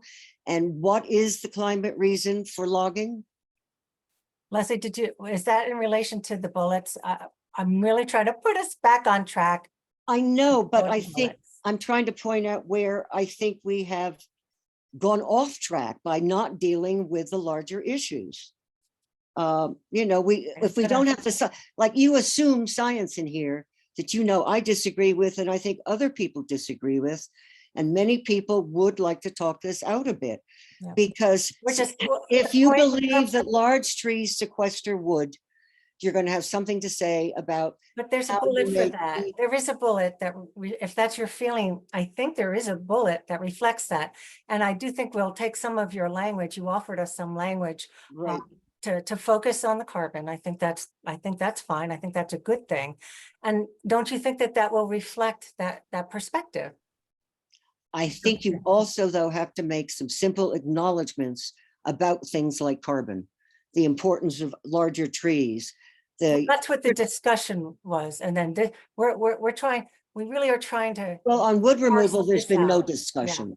So I think somebody, for example, somebody said to me the other day that they were told that high rates of carbon loss happen when a tree is downed and left on the ground, and that it's much better off as a wood product. That's utter hooey. I can't speak to that. I'm sorry, I'm not a forest ecologist, which is. But I do think there's plenty of information out there. And that acting like we disagree reminds me of the tobacco lobby and the, you know, the people denying. Leslie, there's some stuff that is evident now, like old trees, old forest. Yeah, thank you. Thank you. I'm going to call on Alex Ireland. He hasn't been called on yet today. I'm done for it. I'll mute. Hi, thank you. Unfortunately, I don't know how well I'm going to get us back to the bullets, right? Because it is true. I think one thing that comes out and that I think we need to be open about is that these issues are complicated, right? So I am also a PhD ecologist. I have been relatively quiet here. I'm a forest ecologist. I'm a wetland ecologist. These are indeed nuanced and complicated issues, right? And what is apparent to me and what I am thrilled about is the extent to which everybody here cares. We are trying, I hear everyone here clearly in good faith, trying to add gradient that allows us to have a logical and sensible conversation and to select options where perspectives are granted. I do think we need to be open about the fact that there's myriad literature across these topics, right? And it's complicated and it's messy. It's not, this is the one paper, this is the shining paper that obviously holds the answer, right? I mean, there is deep uncertainty in the data that we look at. I am not trying to, you know, have whatever to complicate or to say that there is no way to come up with good, sensible values. But I do think we need to be thoughtful about the fact that, boy, if only you read this paper, clearly you'd understand, right? We're all bringing diverse perspectives to complicated, messy data. I think that you have done a good job in trying to capture gradients across these questions. Maybe there are some edits, but you know, it's a complicated task. So I'll be quiet at that. Yeah. Thanks, Right. Alex. I'm going to Hey, turn to Eileen. Tom and I was going to turn to Tom. Yeah, I and was just going to do a time Benjamin. check and say, Yeah. like, do we want to try to pivot and talk a little bit about the framework idea? Because I think we've heard from everybody at least once who's got their hand up about the questions. And, you know, we're running out of time. And I just wonder if maybe sharing a little bit of thinking with the group about this sort of high level framework discussion we've been having might be useful at this point. Okay, how about this? There's 3 or 4 people with their hands currently up. So check your hand to see if it's a legacy hand. Is there something that has not been covered and that is related to the voting bullets? And if so, keep your hand up. Frank, your hand is still up, and I know that's a legacy hand because you said so. Wilma's is probably Wilma legacy. too. Okay, Emil.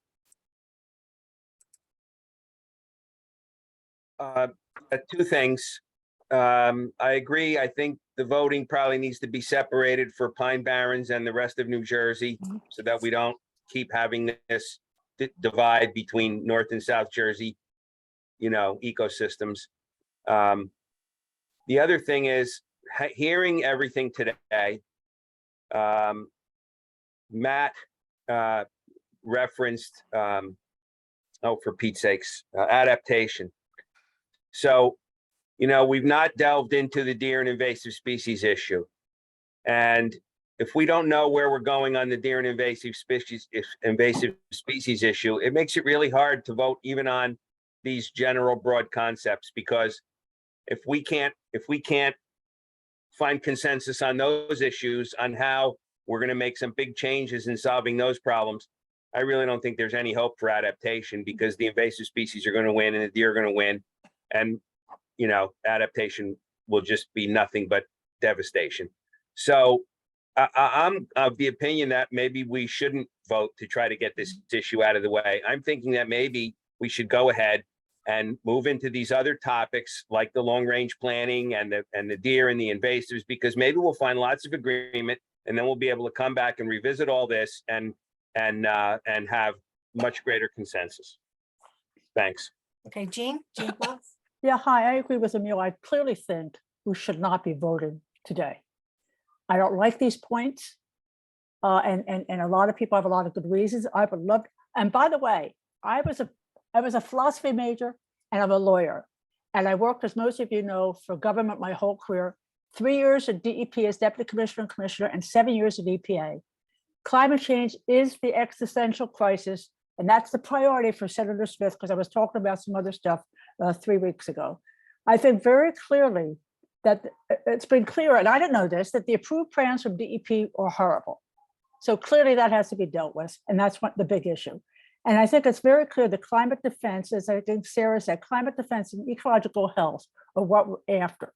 How much carbon can be held now, because now is the crisis, right? So I really think that science is critical. And I'm sorry, Eileen, but I'm not a scientist, but I work with them my whole friggin' life.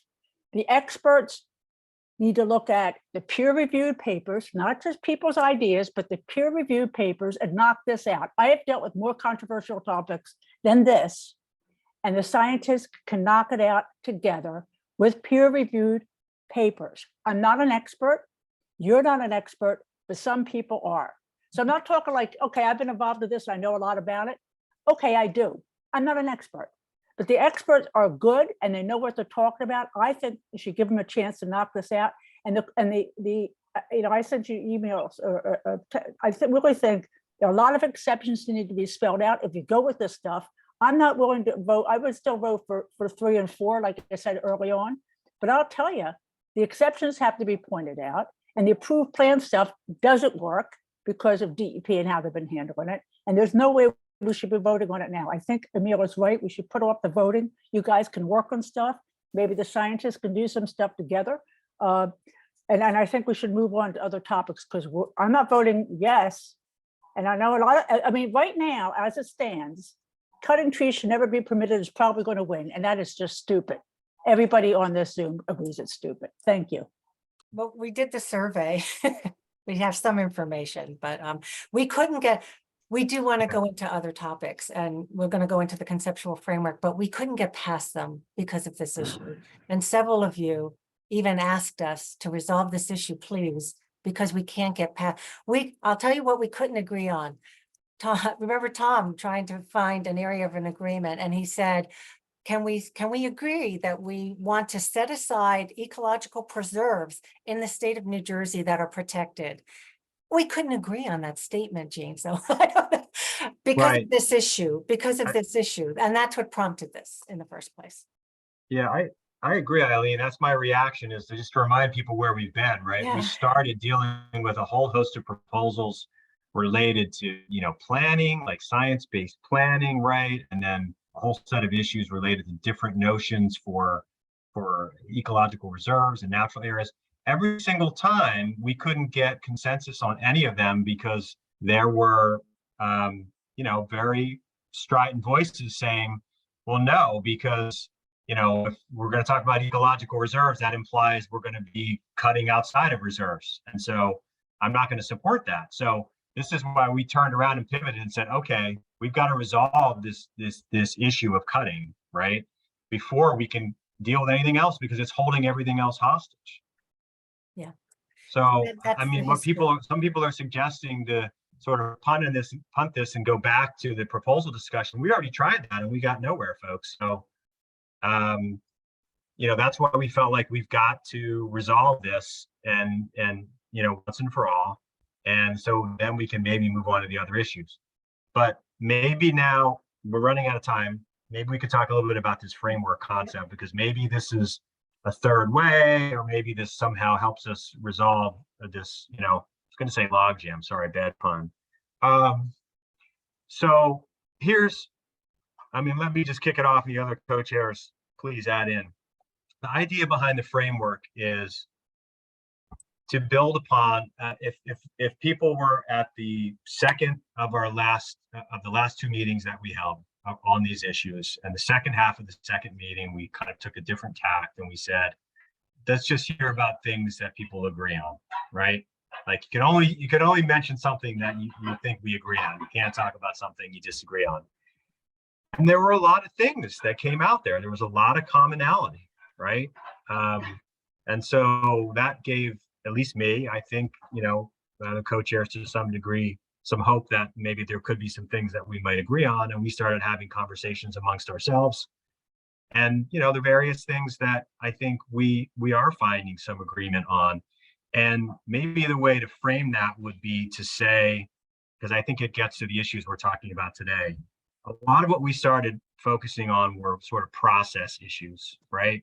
Like what kind of processes would we need that we could all sort of trust in and feel confident would lead to a good outcome? That I think there's concern that this is not the forum, this is not the right forum to do what Jean just said, which is draw upon, you know, the leading experts in the field and peer review, you know, all the peer reviewed studies, you know, all the data that is available and that could be available. Like that's a very intensive, you know, scientific planning process. We're not equipped to do that. We're not set up to do that here. But rather than trying to do that here, rather than trying to have this be the forum that's going to determine what the appropriate ecological objectives are for our forests, maybe we could agree on what kind of process we should have that could lead to that, right? And so we've been kind of more focused on process issues and things like, I mean, probably the only one or two proposals that this group reached consensus on had to do with having a real robust science and data-based planning process for our forests with really strong public participation throughout that, right? So things like that. And that process could lead to things like identifying areas where natural areas or ecological reserves should be, you know, expanded, and places that should be set aside. Similarly, it might identify areas where we have problems in our forests where we do need more, you know, active type management to deal with whatever it is, and, you know, invasive species, for example. And another process we've talked about is like, we've had a regulatory subgroup meeting, a regulatory subgroup to the ecological health group, which is trying to come to a better understanding of what do we or don't we have in place as it pertains to right now the oversight of forest management on our public lands.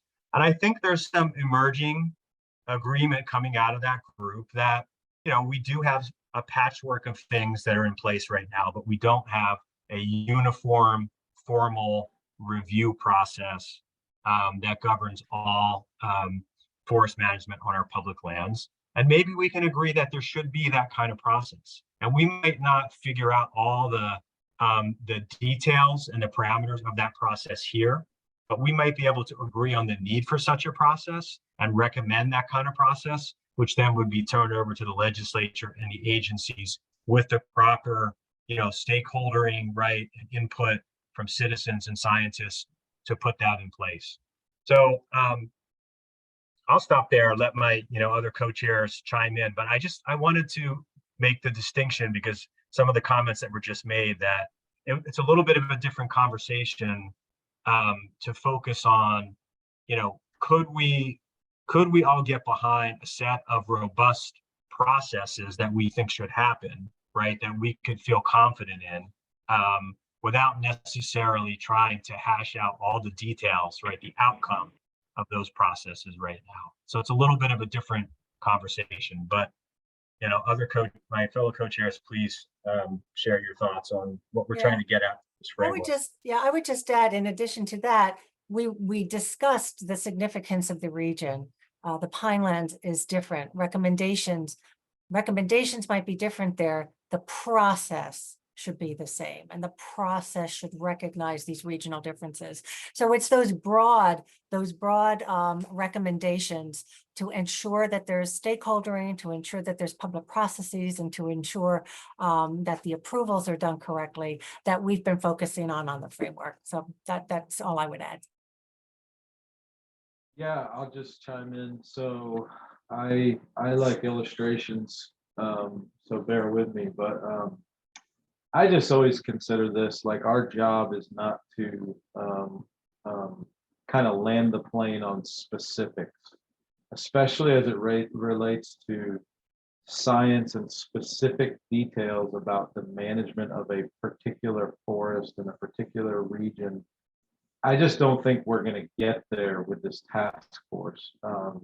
So as Tom was describing, kind of this higher level, kind of 30,000 foot view of process and kind of some guardrails within that process. That to me is what we hope for, I think, as a task force. I think it's become clear over the last 6 months or however long we've been doing this. I don't think we're going to have consensus on nitty-gritty details. Like that's just not going to happen. And I'm okay with that. I don't feel like that's a failure of the task force.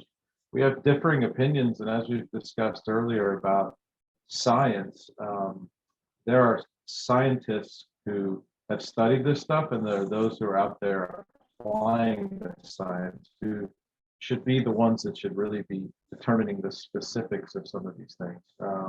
So that's my take. And so I think this framework, I'm hopeful that this framework, it's not going to be perfect, but hopefully we can have some consensus around what we're coming up with a framework that will be, acceptable to most people. But it's not going to be specific. It's going to be pretty general, and kind of define more of a process. So that's it. Angela, you should talk to. Yeah, I just wanted to add that, 1,000 foot level, broad recommendations, focusing on the process. I think that's good so that we leave the room for, as the climate changes our forests, so will the science in the future. I'm not saying from 5 years from now or 10 years from now, but maybe 20 years from now. And so if we get down to the nitty gritty, which I agree with Andy and pretty much everybody here, I don't think we will reach consensus on. We're just limiting the science for the future. And we all know and understand how difficult it is to change rules and regulations. So we have to provide some room for changing science as we see our forests changing because of climate change.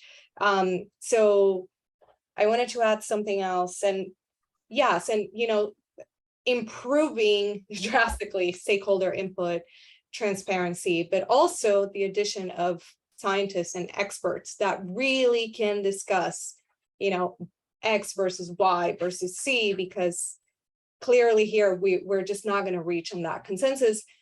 But also that's not our task. And additionally, we're not equipped, right? Because we're not all scientists here. So obviously part of all of this task force is because we're all so passionate about this issue. So we're all going to be involved in stakeholdering process when these rules and regulations will come out and when the legislature proposes bills, including this. So we will always be part of the stakeholder process, but this task force doesn't have to determine very explicitly what would be on rules for decades to come. That's what I wanted to say. Yeah. And we're not equipped to do that. I mean, right.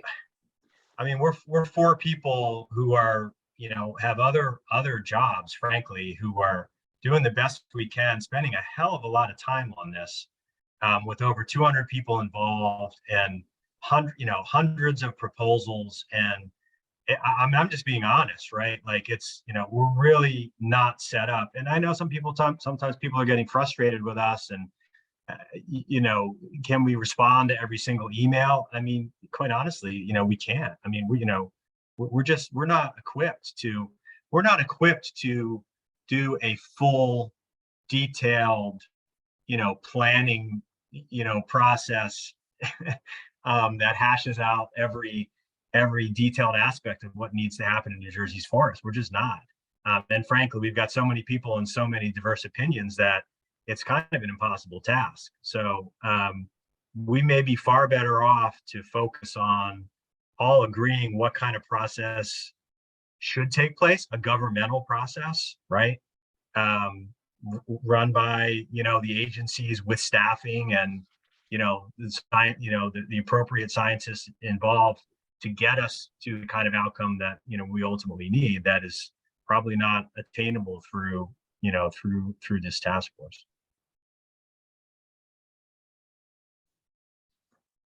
We take a couple reactions to that. Leslie, can we unmute Leslie?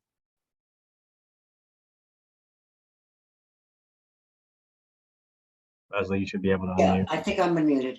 I can totally support what you're talking about. A lot of us have wanted good information and participation from scientists, et cetera. The only single concern I would have is the crisis is now.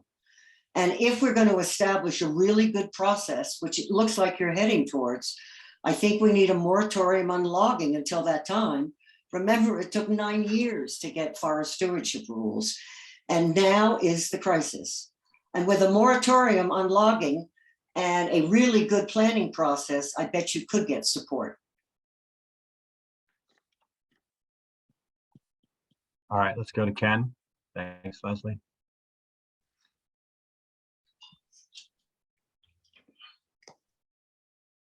Hold on, Ken. I'm trying to unmute you. Can you unmute? Okay. Okay. I'd like to give you my perspective on why we are where we are. And basically, the problem we have is that we have, let's say, 2 camps in this whole thing. Neither camp has any incentive to compromise the least bit to reach consensus. As compared to a situation where you have, say, labor and management going into a negotiation, or teachers and the administration. In those negotiations, both sides have tremendous incentive walking in to reach consensus so that they can continue their jobs, continue to get paid, continue to teach and have kids come to school. In this case, we have just the opposite. We have no consensus, no incentive to reach consensus. One side in this is the status quo. They would be very happy to keep the status quo that we have today, which is basically, not a heck of a lot, not much regulation, and the DEP sets the rules. The other side thinks this is a terrible situation and wants to get it totally changed. But we haven't been given any reason to compromise the least bit on any of these issues. And so that's why we're at this deadlock, if you want to call it that, where, compared to a negotiation, like in the Arab-Israeli negotiations, where you had shuttle diplomacy, you had proposals, and people would bring proposals to both sides and say, could you live with this? Could you live with that? What if we did this? How would could the other side agree maybe to live with this kind of situation? We're not doing anything at all like that. We're just hoping that people are going to look at this and say, okay, I see something that I could possibly, compromise on, and maybe I'll do it, and who knows what I'm going to get for it. So I hope I don't know if I've been clear, but there's a very tremendous difference between the process that's been used here to reach compromise versus the processes that are used in those other situations, whether it's negotiating an end to a war or a labor management dispute. We just don't have the same driving factors, and we need a different process. You can't just talk about, science and proposals and think that, the light's going to go on and people are going to say, oh, I can see why we should, change our positions. The areas where we probably have some consensus are baked in, dealing with invasives. We all seem to agree that's a problem. I would encourage you to work on that and figure out how to bring people to a negotiating table on the tougher issues, and try at least to give each side something so that they can come to a compromise and maybe come to a consensus. Thank you for listening. We're gonna take the last 4 comments with hands up, and that's it. There are last 3 comments with hands up, and then we're gonna wrap it up. So we're gonna go Jeffrey, Nick, and Julia.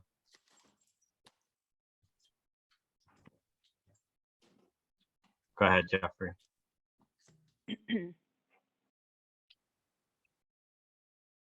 Jeffrey, are you able to unmute? Sorry, hold on. Oh, there we go. So one thing that I will say, Eileen, you said that throughout the process that the plans should be the same. And I don't know that that's necessarily true, because like in the southern portion of the state, everything that I put in for any forestry work already has to get approved by a Pinelands Commission that has their scientists, that has this, that. There's already a process in place down there that needs to be followed. I put a plan in, and in 4 to 5 months, I might get a response from them. And it's sometimes positive, sometimes negative, sometimes you have to go back to the drawing board.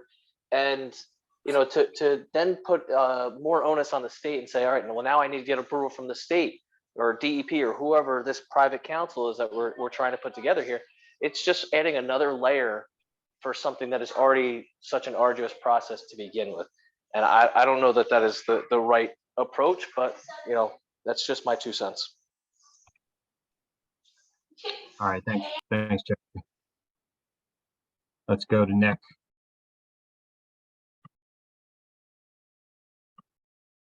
I'm trying to unmute you, Nick. Yeah, there you go. Can you hear me? You can hear me. Yeah. Okay.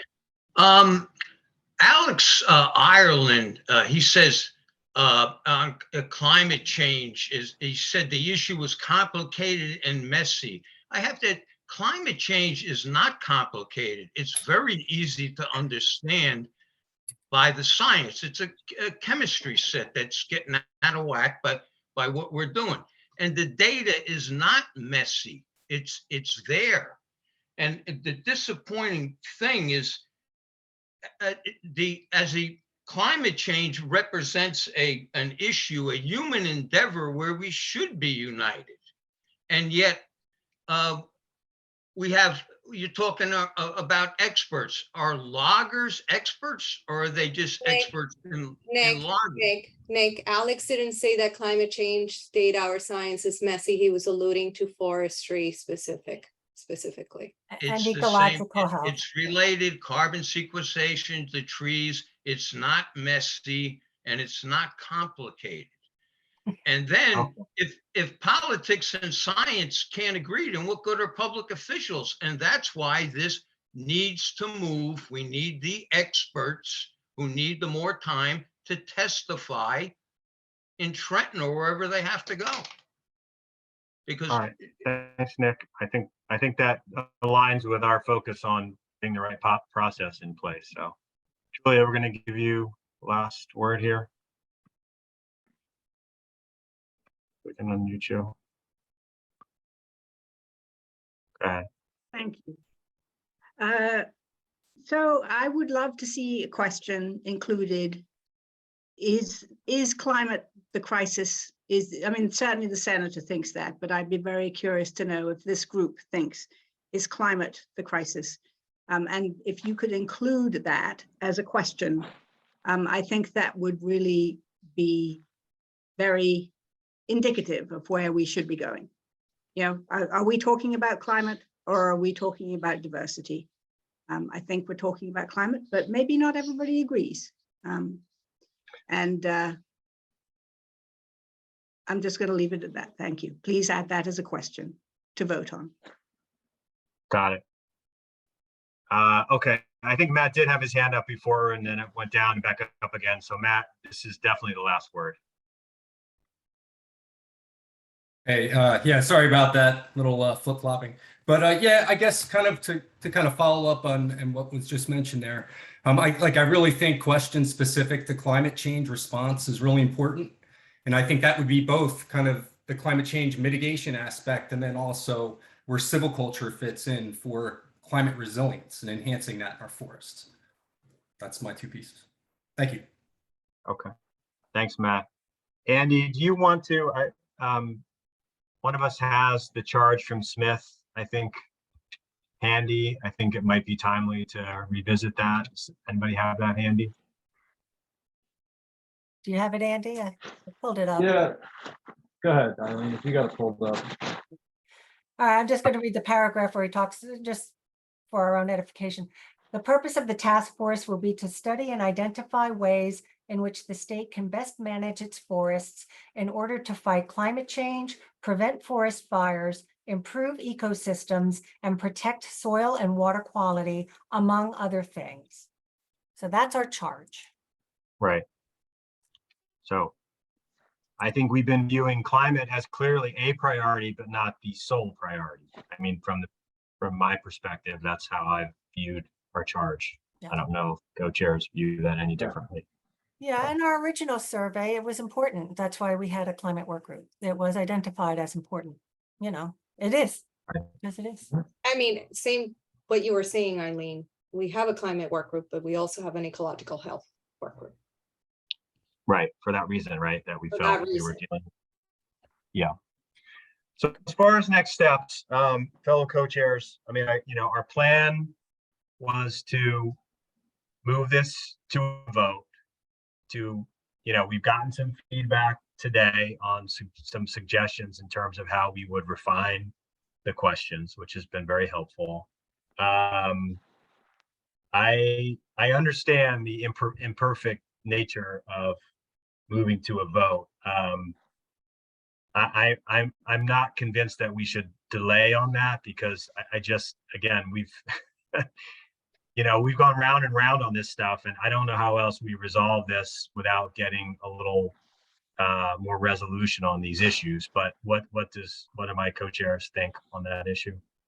Yeah, we go round and round, and we tried it the other way. And one of the things that this will help us do is that as we move forward, folks who have a definite opinion about, say, the logging, I'm going to say logging, and we're talking about planning, and they say, I agree with everything except where there's logging, we have that documented, so that can always come up in a report.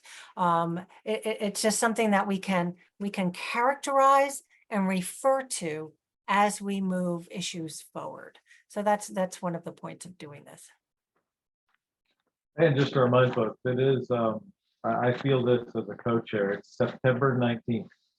So Yeah, we're December. supposed to have something for Report. Senator Smith within the next like 60, 90 days. So, we can't just keep talking about stuff. And, we've talked about that tonight. There is a wealth of knowledge on this task force. There's a wealth of information beyond this task force. And we could take years just to dialogue about that stuff, but it's just not realistic. It's not practical. So as co-chairs, we're trying hard to kind of move us in a direction of having something to give Senator Smith.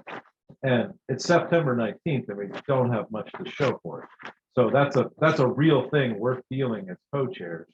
And so the idea of rehashing conversations that we've been having for 6 months isn't really something that I think we're up for as co-chairs. It almost feels like we're going backwards, and I don't think that's a good idea. So, Plus, we have to get to the other topics at some point. correct. Okay, but it might take more than tomorrow to finesse, because we heard a lot of good suggestions here. We want to take them. So we'll probably be looking at these bullet points a little bit more. So if not tomorrow, within the week. Right. And then I think our plan for next Tuesday is we'd like to have some further conversation about this framework. Mhm. idea, which would, like I said, would be more focused on various high-level processes that might be put in place, and have some more information to share and discuss related to that next Tuesday. Okay. Hopefully we'll have the results of the vote by then too. And again, to re-mention this, the framework is based on everything that we've been hearing from all of you, in addition to the last vote that we will be looking at this weekend, Monday, I don't know, well, every day. Okay. Yeah, my 10-year-old says it's time for dinner. She just Yeah. gave me the signal, so. Okay. It is. So we'll see you again next Tuesday, but you'll hear from us before then. Bye, everybody. Thanks very much, Bye. everyone.